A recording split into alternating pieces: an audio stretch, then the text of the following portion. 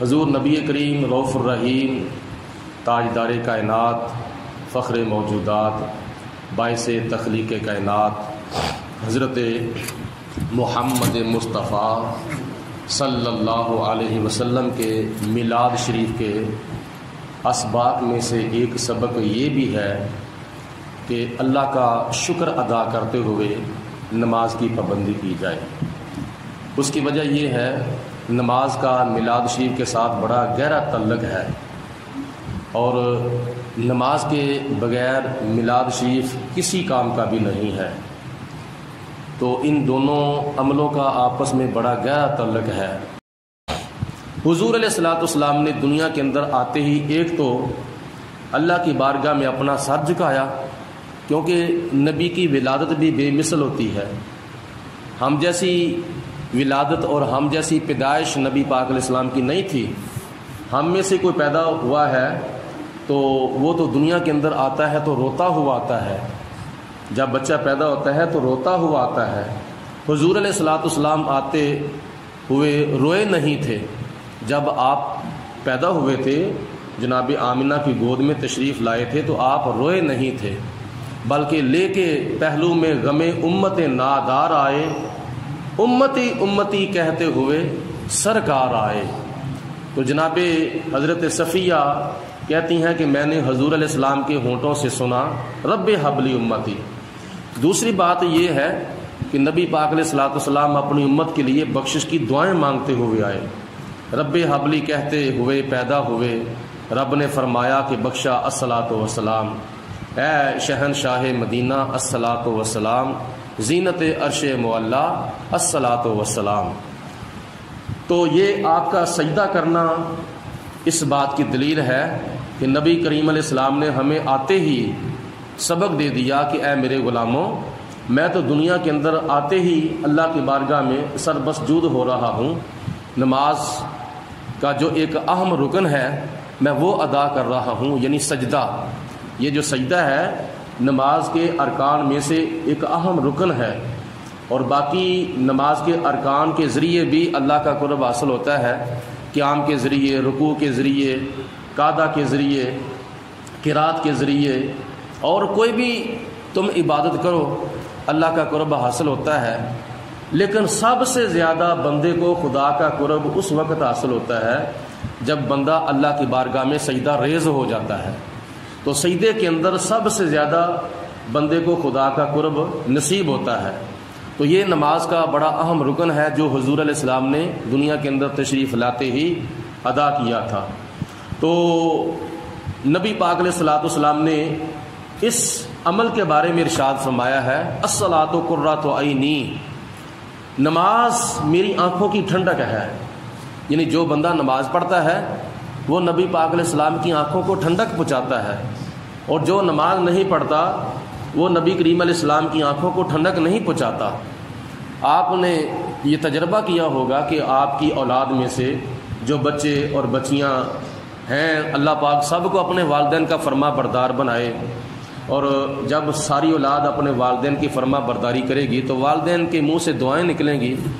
تو ان تمام اولاد میں سے، یعنی سارے بچوں میں سے اور ساری بچیوں میں سے جو اپنے والدین کا زیادہ فرما بردار ہو، تو والدین اس کی کمر کے اوپر ہاتھ رکھ کے کہتے ہیں کہ یہ میرا بیٹا یا یہ میری بیٹی جو ہے یہ تو میری آنکھوں کی ٹھنڈک ہے۔ مطلب یہ ہے کہ جو بچہ سب سے زیادہ اپنے والدین کی فرما برداری کرے تو والدین اس کو اپنی آنکھوں کی ٹھنڈک قرار دیتی ہے، یہ میری آنکھوں کی ٹھنڈک ہے۔ تو نبی کریم علیہ السلام کا جتنے بھی کلمہ پڑھنے والے ہیں، حضور علیہ السلام کو تو اپنی امت سے بڑا پیار ہے، اپنی امت سے بڑی شفقت ہے، لیکن نبی کریم علیہ السلام نے فرمایا میری آنکھوں کو ٹھنڈک کون پہنچاتا ہے اور کون نہیں پہنچاتا؟ حضور فرماتے ہیں الصلاۃ قرۃ عینی، نماز میری آنکھوں کی ٹھنڈک ہے۔ جو کوئی میرا امتی 5 وقت کی نماز پڑھے گا وہ میری آنکھوں کو ٹھنڈک پہنچائے گا۔ تو جو 5 وقت کی نماز نہیں پڑھتا وہ نبی پاک علیہ السلام کی آنکھوں کو ٹھنڈک نہیں پہنچاتا۔ تو جو ٹھنڈک نہیں پہنچاتا آگے پھر تم خود اندازہ کرو کہ وہ حضور علیہ السلام کی آنکھوں کو پھر پہنچاتا کیا ہے؟ جلن نہیں پہنچاتا ہے نا۔ اس لیے 5 وقت کی نماز کے بارے میں حضور علیہ الصلوۃ والسلام نے دوسری روایت میں ارشاد فرمایا ہے کہ مجھے تمہاری دنیا میں سے 3 چیزیں پسند ہیں. حببا الیہ من الدنیاکم ثلاث، اے میرے صحابہ تمہاری دنیا میں سے مجھے 3 چیزیں پسند ہیں. الطیب، مجھے خوشبو پسند ہے. والنساء، مجھے عورتیں پسند ہیں. عورتوں سے مراد یہ ہے کہ اگر عورت ماں کی شکل میں ہے تو مجھے ماں سے محبت ہے، اگر عورت بیوی کی شکل میں ہے تو مجھے بیوی سے محبت ہے، اگر عورت بہن کی شکل میں ہے تو مجھے بہن سے محبت ہے، اگر عورت بیٹی کی شکل میں ہے تو مجھے بیٹی سے محبت ہے.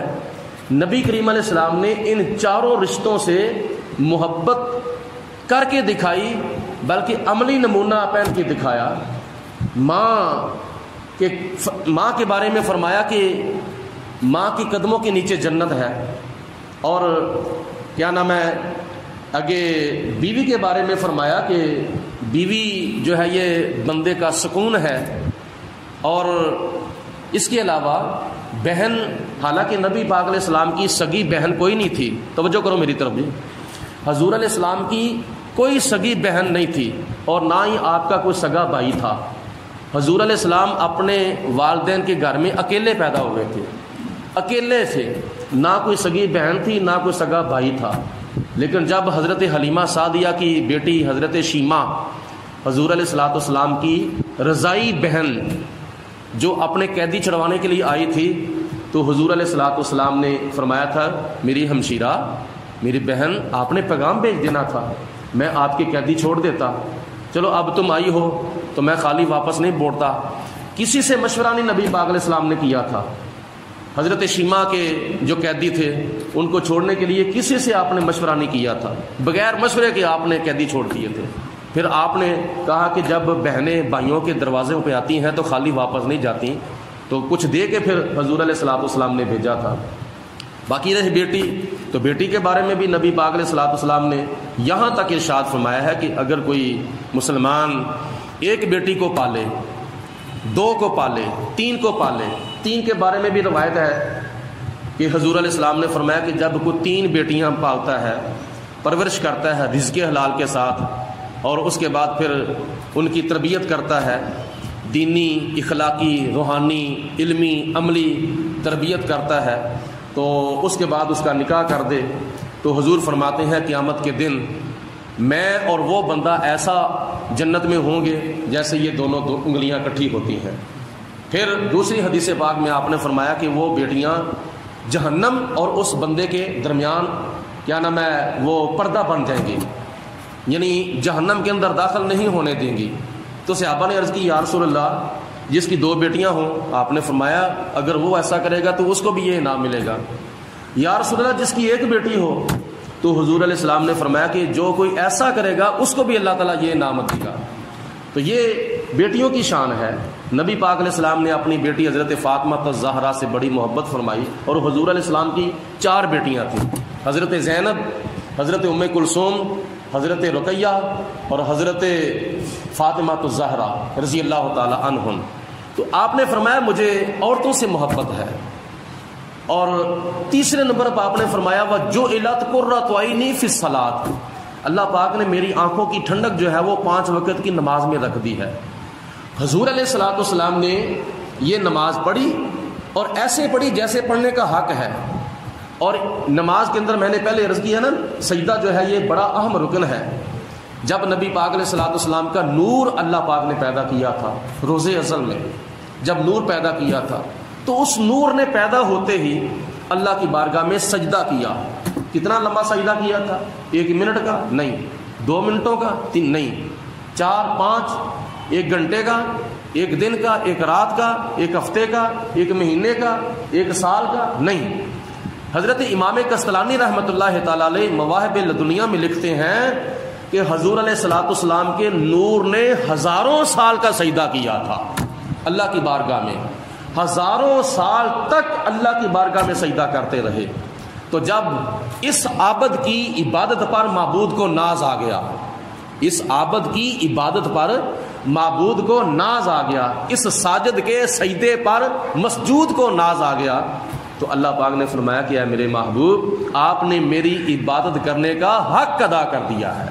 حالانکہ کوئی بندہ 18,000 مخلوقات میں سے کوئی مخلوق بھی اللہ پاک کا حق بندگی نہیں ادا کر سکتی. اتنا کو خدا تعالیٰ کا ہمارے اوپر احسان ہے. اگر ایک سانس کے ساتھ ہم اللہ کا شکر ادا کریں, اللہ کا ذکر کریں, تو پھر بھی اللہ کا شکر ادا نہیں ہو سکتا اور اللہ تعالیٰ کا حق بندگی ادا نہیں ہو سکتا. حضور علیہ الصلوۃ والسلام کو خدا نے فرمایا میرے محبوب آپ نے میرا حق بندگی ادا کر دیا ہے. اور پھر حضور علیہ الصلوۃ والسلام کے بارے میں قرآن پاک میں آتا ہے کہ وہ نور جب آدم علیہ السلام کی پیشانی میں منتقل ہوا اور اس کے بعد پھر حضرت شیس علیہ السلام کی پیشانی میں چلتا یہ کچھ انبیاء علیہ السلام کی پیشانیوں میں منتقل ہوتا ہوا, جب حضرت ابراہیم علیہ السلام کی پیشانی میں منتقل ہوا, پھر حضرت اسماعیل علیہ السلام کی پیشانی میں منتقل ہوا, پھر آگے جو نبی پاک علیہ السلام کے آباء و اجداد تھے حضرت ابراہیم علیہ السلام سے لے کر حضرت عبداللہ رضی اللہ تعالی عنہ تک, اللہ تعالیٰ قرآن پاک میں فرماتا ہے کہ اے میرے حبیب علیہ الصلوۃ والسلام تم منتقل ہوتے ہو ایک سجدہ کرنے والے سے لے کر دوسرا سجدہ کرنے والے تک. اس کا ایک مطلب یہ بھی ظاہر ہوتا ہے کہ حضور علیہ الصلوۃ والسلام کا نور جناب آدم علیہ السلام سے لے کر حضرت عبداللہ رضی اللہ تعالی عنہ تک جس آپ کے آباء و اجداد میں سے جس کے پاس بھی حضور کا نور گیا ہے وہ کافر نہیں تھا, وہ مسلمان تھا, وہ اللہ پاک کی ذات بابرکات کو سجدہ کرنے والا تھا. اور ان میں حضرت ابراہیم علیہ السلام کے والد گرامی حضرت طارق رضی اللہ تعالی عنہ بھی آتے ہیں جو کہ مواحد تھے اور مسلمان تھے, بت پرست نہیں تھے. اس لیے نبی پاک علیہ الصلوۃ والسلام کے تمام آباء و اجداد مسلمان ہیں, ان میں سے کوئی بھی نہ کافر تھا نہ مشرک تھا. اور پھر حضور علیہ الصلوۃ والسلام ان کی پیشانیوں میں سجدہ اور قیام کرتے ہوئے آ رہے ہیں. الذی یراک حین تقوم, اے میرے محبوب علیہ السلام اللہ پاک آپ کو دیکھتا رہتا ہے جب آپ قیام کرتے ہیں. جب آپ قیام کرتے ہیں نا کسی کے پیشانی میں شان نورانیت کے ساتھ, تو اللہ پاک آپ کو دیکھتا ہے. اور پھر نبی پاک علیہ الصلوۃ والسلام دنیا کے اندر جب تشریف لائے, غار حرا کے اندر جا کے آپ ہفتہ 2 ہفتے, مہینہ 2 ہفتے 2 مہینے اللہ کی بارگاہ میں سجدہ کرتے ہیں, قیام کرتے ہیں, تو خدا تعالیٰ اپنے محبوب علیہ الصلوۃ والسلام کی عبادت کے اوپر ناز کرتا ہے.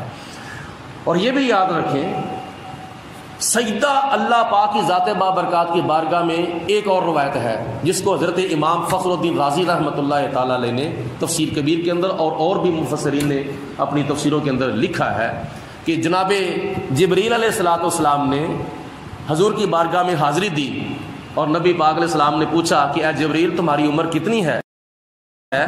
کہ ایک نورانی تارا ہوتا تھا جو عرش الہی کے حجاب کے اندر چمکتا تھا, طلوع ہوتا تھا تو چمکتا تھا, اور وہ 70,000 سال تک چمکتا رہتا تھا.